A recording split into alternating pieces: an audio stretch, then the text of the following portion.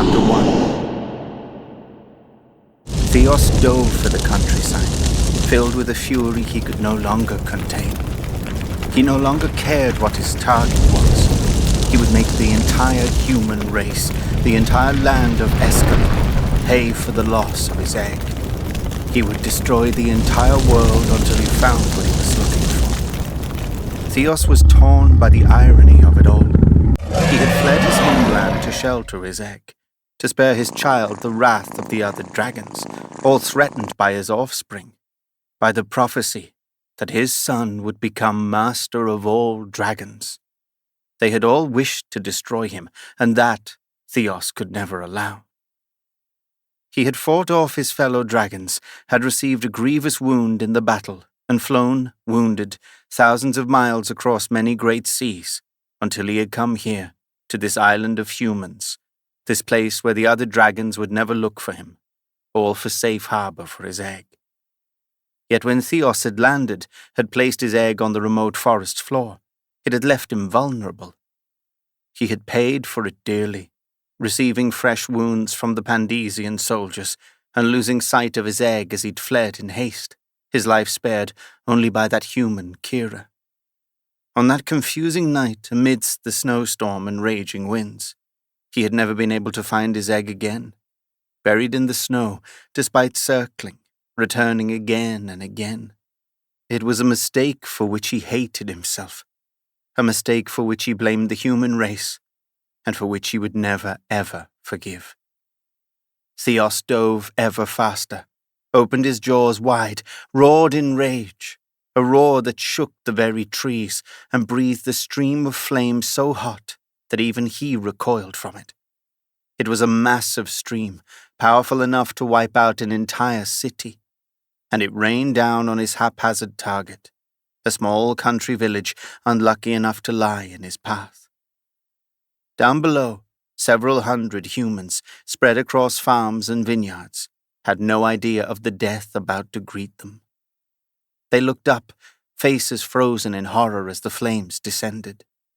But it was too late. They shrieked and ran for their lives, but the cloud of flame caught them. The flames spared no one, men, women, children, farmers, warriors, all those who ran, and all those who stood frozen. Theo flapped his great wings and set them all aflame, set their houses aflame, their weapons, their livestock, their possessions. They would all, every single last one of them, pay. When Theos finally swooped back up, nothing remained. Where the village once stood was now a great conflagration, fires which would soon reduce it to ash. Fitting, Theos thought.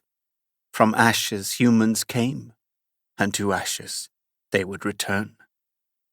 Theos did not slow. He continued to fly, staying low to the ground, roaring as he hacked away at trees, clawed off branches in a single swipe, tore leaves to shreds. He flew along the treetops, carving out a path, still breathing flame.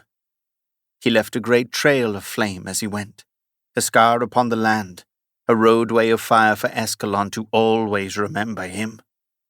He set aflame great swaths of the wood of thorns, knowing it wouldn't grow back for thousands of years, knowing he would leave this scab upon the land and gaining some satisfaction at the thought. He realized, even as he breathed, that his flames might find and burn his own egg. Yet, overwhelmed with rage and frustration, he could not stop himself. As he flew, gradually, the landscape changed beneath him. Woods and fields were replaced by stone buildings, and Theos peered down and saw he flew over a sprawling garrison, packed with thousands of soldiers in blue and yellow armor. Pandesians. The soldiers scanned the skies in panic and wonder, armor glistening. Some, the smart ones, fled. The brave ones stood their ground, and as he neared, they threw spears and javelins his way. Theos breathed and burned all the weapons in mid-air, sending them raining back to the earth as piles of ash. His flames continued down until they reached the now fleeing soldiers, burning them alive, trapped in their shiny suits of metal.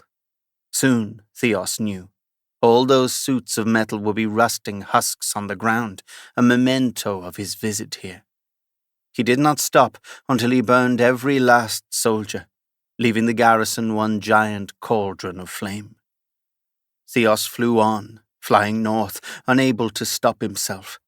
The landscape changed and changed again, and he did not slow even when he spotted a curious sight.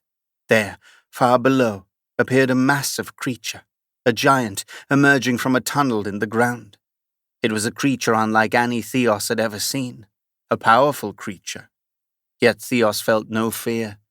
On the contrary, he felt anger for its being in his path. The beast looked up and its grotesque face collapsed in fear as Theos dove down low. It too turned and fled, back for its hole, but Theos would not let it go so easily. If he could not find his child, then he would destroy them all, man and beast alike, and he would not stop until everyone and everything in Escalon was no more.